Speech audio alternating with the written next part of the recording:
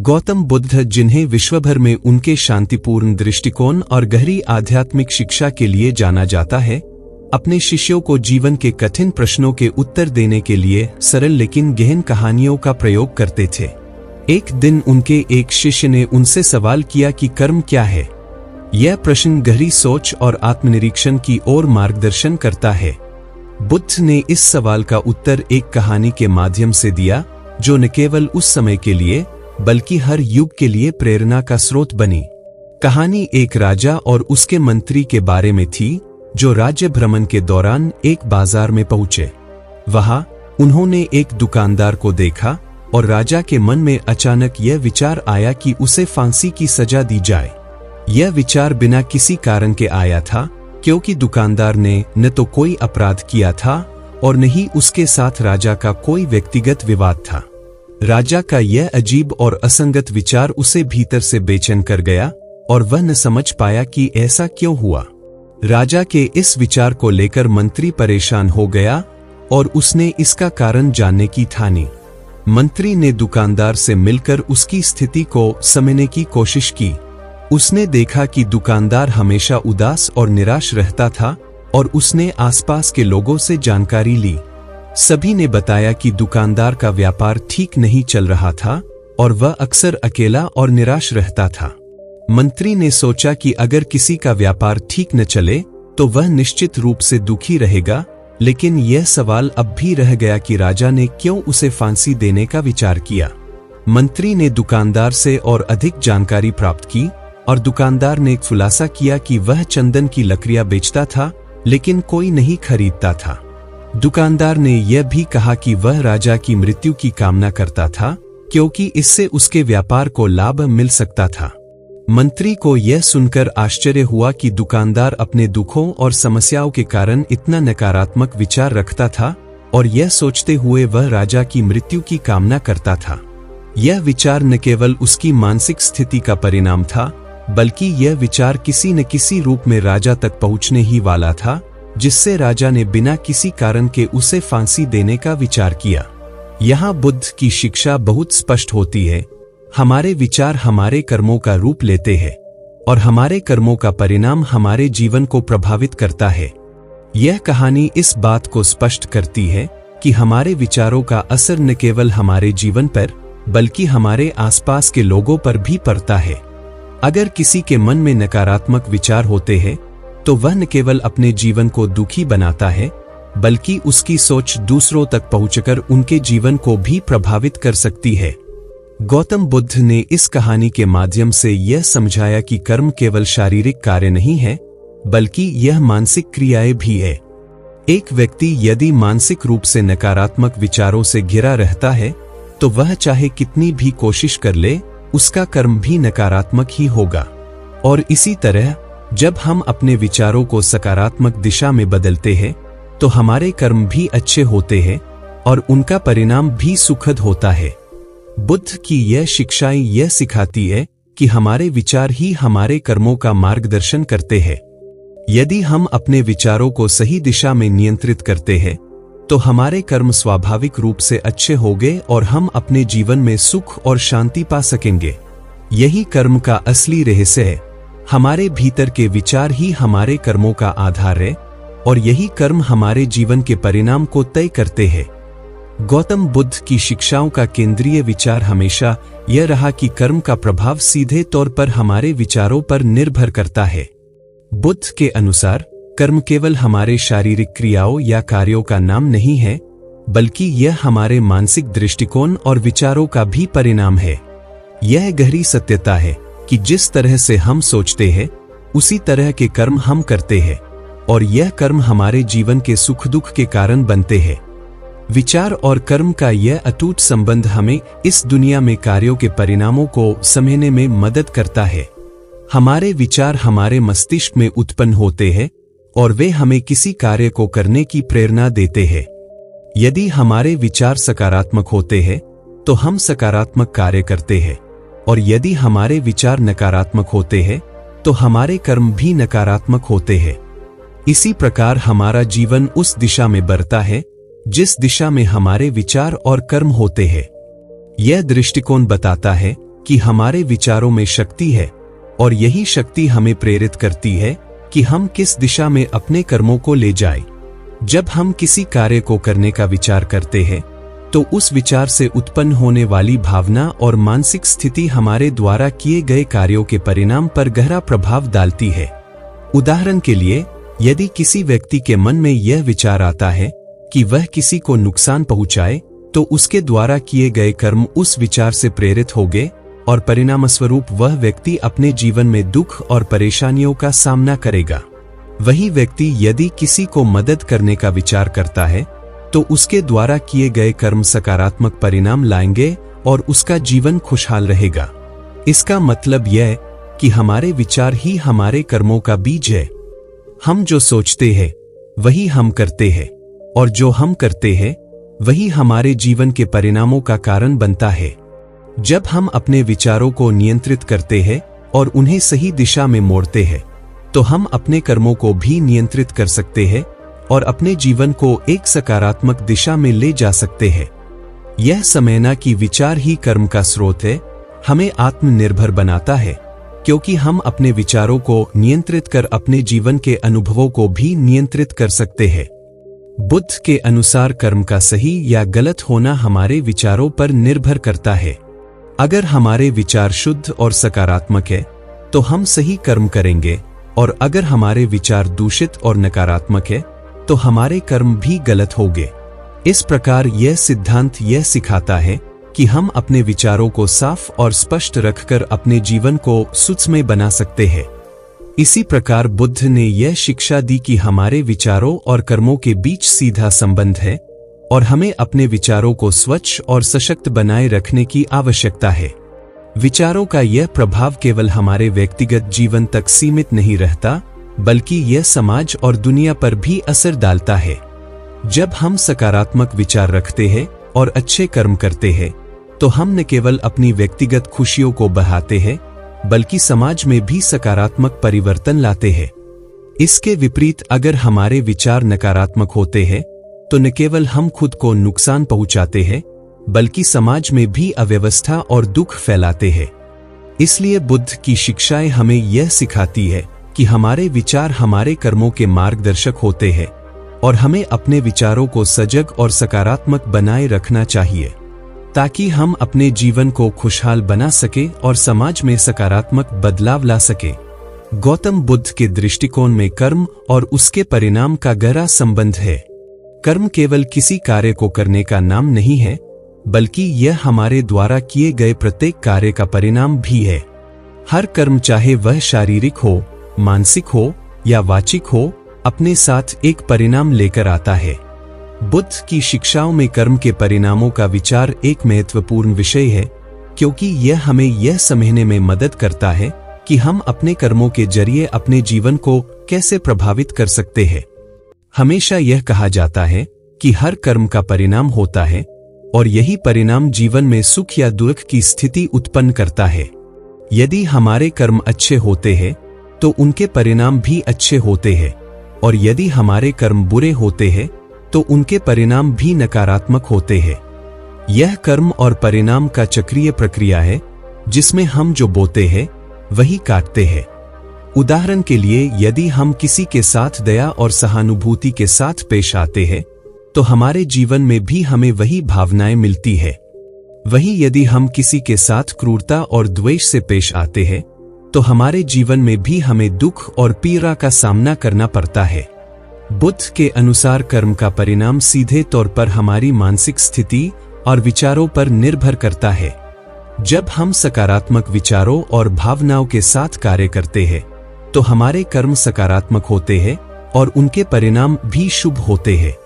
इसके विपरीत, जब हम नकारात्मक विचारों और भावनाओं के साथ कार्य करते हैं तो हमारे कर्म नकारात्मक होते हैं और उनके परिणाम भी दुख और कष्ट की स्थिति उत्पन्न करते हैं। यह देखा गया है कि अक्सर लोग अपने कर्मों के परिणामों को तुरंत नहीं देख पाते, लेकिन समय के साथ परिणाम स्पष्ट होते हैं। यही कारण है कि बुद्ध ने कर्मों को हमारी आंतरिक स्थिति से जोड़ा है, ताकि हम समझ सके कि हमारे भीतर की स्थिति ही हमारे बाहरी जीवन को निर्धारित करती है। जब हम जागरूक रहते हैं और अपने विचारों, शब्दों और कर्मों पर नियंत्रण रखते हैं, तो हम अपने जीवन में सकारात्मक परिणामों का निर्माण करते हैं। अक्सर यह महसूस किया जाता है कि कर्मों के परिणाम का समय भी एक महत्वपूर्ण कारक है। कुछ कर्मों के परिणाम तात्कालिक होते हैं, जबकि कुछ कर्मों के परिणाम समय के साथ धीरे धीरे सामने आते हैं। उदाहरण के लिए, यदि हम किसी की मदद करते हैं तो हमें तुरंत उस मदद का कोई प्रतिफल नहीं मिलता, लेकिन समय के साथ हमें वह मदद और सहयोग किसी अन्य रूप में मिल सकता है। यही कारण है कि हमें अपने कर्मों का मूल्य समझते हुए उन्हें करते जाना चाहिए, बिना परिणाम की चिंता किए। इसका एक और पहलू यह है कि कर्म और उसके परिणामों का संबंध हमारे भाग्य से भी है। अगर हम अपने कर्मों के परिणाम को समझते हुए उन्हें सही दिशा में मार्गदर्शन करते हैं, तो हम अपने भाग्य को भी बदल सकते हैं। यह कर्म के प्रति हमारी जिम्मेदारी और समझ को दर्शाता है। जब हम सही कर्म करते हैं, तो हमारे जीवन में खुशियां और समृद्धि का आगमन होता है, और जब हम गलत कर्म करते हैं, तो हमें दुख और असफलता का सामना करना पड़ता है। इसके अलावा बुद्ध की शिक्षाओं में यह भी कहा गया है कि कर्म का कोई स्थायी प्रभाव नहीं होता, यह हमेशा हमारे वर्तमान समय और मानसिक स्थिति पर निर्भर करता है। यदि हम किसी बुरे कर्म का परिणाम भुगत रहे हैं, तो इसका मतलब यह नहीं कि हम हमेशा के लिए दुखी रहेंगे। हम अपने विचारों और कर्मों को बदलकर उस दुख से बाहर निकल सकते हैं। यही सिद्धांत यह सिखाता है कि हम अपने कर्मों के परिणामों को बदल सकते हैं। यह हमारी इच्छा शक्ति, जागरूकता और सही मार्गदर्शन पर निर्भर करता है कि हम अपने कर्मों के परिणामों को सकारात्मक दिशा में मोड़ सकते हैं। और यह हमें यह समझने की आवश्यकता है कि हम अपने कर्मों के जरिए अपने जीवन को दिशा दे सकते हैं। कर्म और भाग्य का विचार भारतीय दर्शन में एक गहरे संबंध के साथ जुड़ा हुआ है। विशेष रूप से गौतम बुद्ध की शिक्षाओं में कर्म और भाग्य के बीच के लिंक को समझने का एक महत्वपूर्ण दृष्टिकोण मिलता है। बुद्ध ने यह सिखाया कि कर्म सिर्फ एक बाहरी क्रिया नहीं है, बल्कि यह हमारे जीवन के हर पहलू, हर निर्णय और हर अनुभव को आकार देता है। साथ ही वह यह भी मानते थे कि भाग्य कोई पूर्व निर्धारित तथ्य नहीं है, बल्कि यह हमारे द्वारा किए गए कर्मों का परिणाम होता है। कर्म के सिद्धांत के अनुसार हम जो भी कार्य करते हैं, वह हमारे भविष्य को आकार देता है। हमारी वर्तमान स्थिति, चाहे वह सुख की हो या दुख की, वह हमारे पिछले कर्मों का परिणाम है। बुद्ध के अनुसार हमारे कर्मों से ही हमारा भाग्य बनता है। यह एक ऐसा सिद्धांत है जिसे हम अपने जीवन में कभी न कभी अनुभव करते हैं। यदि हम अपने कर्मों को समझते हुए सही दिशा में काम करते हैं, तो हमारा भाग्य भी उसी दिशा में सकारात्मक रूप से बदल सकता है। हमेशा यह सवाल उठता है कि यदि हम भाग्य को बदल सकते हैं, तो फिर यह पूर्व निर्धारित क्यों लगता है? यह सवाल भी बुद्ध के दर्शन से स्पष्ट होता है। बुद्ध के अनुसार भाग्य स्थिर नहीं होता, यह हमेशा हमारे कर्मों के प्रभाव से बदलता रहता है। जब हम सकारात्मक कर्म करते हैं, तो हमारे जीवन में अच्छे परिणाम आते हैं, जिससे हमारा भाग्य भी सकारात्मक रूप से प्रभावित होता है। वहीं यदि हम नकारात्मक कर्म करते हैं, तो हमारे जीवन में समस्याएं और कष्ट आ सकते हैं, और हमारे भाग्य में भी नकारात्मक बदलाव हो सकता है। कर्म और भाग्य के संबंध को समझने का एक और तरीका यह है कि हमारा भाग्य हमारे वर्तमान कर्मों का परिणाम है, और हम जितने अधिक जागरूक होकर कर्म करेंगे, उतना ही हमारे भाग्य का स्वरूप बेहतर होगा। यह सिद्धांत इस बात को समझने में मदद करता है कि भाग्य में कोई स्थिरता नहीं है, यह हमारे कर्मों पर निर्भर करता है। उदाहरण के लिए, यदि कोई व्यक्ति लगातार मेहनत करता है, ईमानदारी से कार्य करता है और दूसरों के प्रति सकारात्मक दृष्टिकोण रखता है, तो उसके जीवन में अच्छे परिणाम आएंगे और उसका भाग्य भी सकारात्मक रूप से परिवर्तित होगा। वहीं दूसरी ओर, यदि कोई व्यक्ति आलस्य, झूठ और गलत कर्म करता है, तो उसके जीवन में समस्याएं उत्पन्न होगी और उसका भाग्य नकारात्मक हो जाएगा। यहाँ एक महत्वपूर्ण बिंदु यह है कि हमारे कर्मों का परिणाम तात्कालिक नहीं होता, बल्कि यह समय के साथ धीरे धीरे सामने आता है। यही कारण है कि अक्सर लोग अपने कर्मों के परिणामों को तुरंत नहीं समझ पाते। बुद्ध के अनुसार हमें कर्म करते समय अपने दिमाग और हृदय को साफ और शांत रखना चाहिए ताकि हम अपने कर्मों को सही दिशा में ले जा सके। जब हम अपने कर्मों में पवित्रता और सही मानसिकता बनाए रखते हैं तो हम अपने भाग्य को अपने अनुसार बदल सकते हैं। इसके अलावा बुद्ध की शिक्षाओं में यह भी कहा गया है कि हमारा भाग्य हमारी मानसिक स्थिति पर भी निर्भर करता है। जब हमारा मन शांत और स्थिर होता है तो हम अच्छे कर्म करने में सक्षम होते हैं और इससे हमारे भाग्य पर सकारात्मक प्रभाव पड़ता है। यदि हमारा मन अशांत होता है तो हम गलत कर्मों की ओर आकर्षित होते हैं और इससे हमारा भाग्य नकारात्मक रूप से प्रभावित होता है। इस प्रकार हमारे मन की स्थिति, हमारे कर्मों और हमारे भाग्य के बीच का संबंध अत्यधिक महत्वपूर्ण होता है।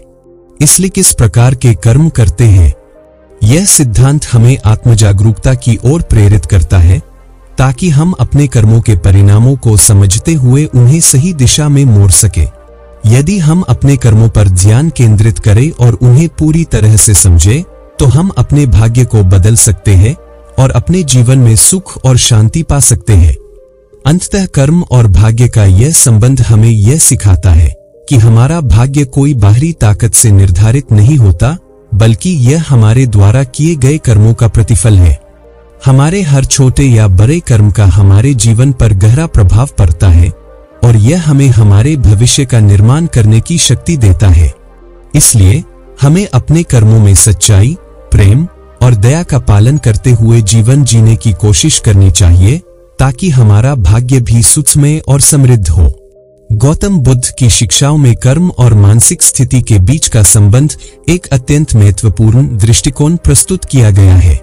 उन्होंने यह स्पष्ट किया कि हमारे कर्म केवल हमारे शारीरिक क्रियाकलापों तक सीमित नहीं होते, बल्कि हमारे मानसिक दृष्टिकोण और सोच का भी गहरा प्रभाव हमारे कर्मों पर पड़ता है। बुद्ध ने कहा था कि हमारे कर्मों का वास्तविक स्वरूप हमारे मन की स्थिति पर निर्भर करता है। इसका मतलब यह है कि यदि हमारा मन शुद्ध, शांत और सकारात्मक होता है तो हमारे कर्म भी सही दिशा में होंगे और इसके परिणामस्वरूप हमारे जीवन में सकारात्मक बदलाव आएंगे। यह विचार हमें इस बुनियादी सत्य की ओर ले जाता है कि हमारे कर्मों का परिणाम हमारी मानसिक स्थिति से गहरे रूप से जुड़ा हुआ होता है। जब हम किसी कार्य को करते हैं तो केवल हमारे शारीरिक क्रियाकलाप ही बुद्ध की दृष्टि में हमारे कर्म ही हमारे भाग्य को आकार देते हैं और यह हम पर निर्भर करता है कि हम नहीं होते, बल्कि उस कार्य के पीछे की मानसिक अवस्था भी महत्वपूर्ण होती है। अगर हम किसी कार्य को स्वार्थ, घृणा या द्वेष के साथ करते हैं तो उस कार्य का परिणाम भी नकारात्मक ही होगा, चाहे वह कार्य बाहरी रूप से कितना भी अच्छा क्यों न लगे। इसके विपरीत यदि हम किसी कार्य को दया, प्रेम और सेवा की भावना से करते हैं तो उस कार्य का परिणाम सकारात्मक होगा। बुद्ध की यह शिक्षा हमें यह समझाती है कि कर्म का वास्तविक फल हमारी मानसिक स्थिति पर आधारित होता है। यदि हम अपने मन को शांत रखते हुए अच्छे विचारों और भावनाओं के साथ कार्य करते हैं तो हम अपने कर्मों को सकारात्मक दिशा में मोड़ सकते हैं। उदाहरण के तौर पर, अगर किसी व्यक्ति के मन में घृणा और नफरत की भावना है तो वह बाहरी रूप से अच्छा कार्य भी कर सकता है, लेकिन उस कार्य का परिणाम हमेशा नकारात्मक होगा क्योंकि उसकी मानसिक स्थिति सही नहीं है। इसके अलावा यह भी महत्वपूर्ण है कि हमारे विचार हमारे कर्मों को प्रभावित करते हैं और इसलिए हमें अपने विचारों पर नियंत्रण रखने की आवश्यकता होती है। जब हम अपने विचारों को शुद्ध रखते हैं तो हमारे कर्म भी शुद्ध होते हैं। इस तरह से मानसिक स्थिति हमारे कर्मों के गुणवत्ता का निर्धारण करती है। अगर हमारा मन नकारात्मक विचारों से भरा हुआ है तो हमारे कर्म भी उसी दिशा में जाएंगे और इसके परिणामस्वरूप हम दुख और कष्ट का सामना करेंगे। जबकि सकारात्मक और शांत मानसिक स्थिति हमें सकारात्मक कर्मों की ओर अग्रसर करती है, जिससे हमारे जीवन में सुख, शांति और समृद्धि आती है। बुद्ध ने यह भी कहा था कि हमारे कर्म केवल हमारे वर्तमान को नहीं, बल्कि हमारे भविष्य को भी प्रभावित करते हैं। जब हम सकारात्मक मानसिकता के साथ अच्छे कर्म करते हैं तो हम न केवल अपने वर्तमान को बेहतर बनाते हैं, बल्कि हमारे भविष्य के लिए भी अच्छे बीज बोते हैं। इस प्रकार मानसिक स्थिति के प्रभाव को समझना हमें अपनी जिंदगी को बेहतर दिशा में मोड़ने के लिए प्रेरित करता है। यह सिद्धांत हमें यह भी सिखाता है कि हमारे मन की स्थिति को नियंत्रित करके हम अपने कर्मों का दिशा निर्धारण कर सकते हैं। अगर हम अपनी मानसिकता को सकारात्मक बनाए रखते हैं तो हम अपने कार्यों को सकारात्मक दिशा में कर सकते हैं और इसके परिणामस्वरूप हमारे जीवन में सुख और समृद्धि आएगी। वहीं अगर हम अपनी मानसिक स्थिति को नकारात्मक रखते हैं तो हमारे कर्म भी नकारात्मक होंगे और जीवन में समस्याएं आ सकती है। इसलिए बुद्ध की शिक्षाओं से यह स्पष्ट होता है कि कर्म और मानसिक स्थिति का गहरा संबंध है। हमें अपने मानसिक दृष्टिकोण को शुद्ध और सकारात्मक बनाए रखना चाहिए ताकि हम अपने कर्मों को सही दिशा में कर सके और जीवन में सफलता, शांति और समृद्धि प्राप्त कर सके। मानसिक स्थिति का नियंत्रण और सही विचारों की खेती करना ही कर्म की सही दिशा है और यही हमारे जीवन को बदल सकता है। गौतम बुद्ध की शिक्षाओं के अनुसार कर्म और भाग्य का एक गहरा संबंध है। उनका मानना था कि हमारे कर्म ही हमारे भाग्य का निर्माण करते हैं। इस दृष्टिकोण के तहत भाग्य किसी बाहरी शक्ति का परिणाम नहीं है, बल्कि यह हमारे द्वारा किए गए कर्मों का फल है। यह एक ऐसी विचारधारा है जिसमें व्यक्ति की जिम्मेदारी और कर्म का बड़ा महत्व है। इस विचार के अनुसार भाग्य न तो स्थिर होता है, न ही किसी नीति के द्वारा निर्धारित होता है, बल्कि यह हमारे कर्मों, विचारों और कार्यों का प्रतिफल है। जब हम कर्म की बात करते हैं तो हम केवल बाहरी कार्यों की बात नहीं करते, बल्कि उन कार्यों के पीछे की मानसिकता, भावनाएं और विचार भी महत्वपूर्ण होते हैं।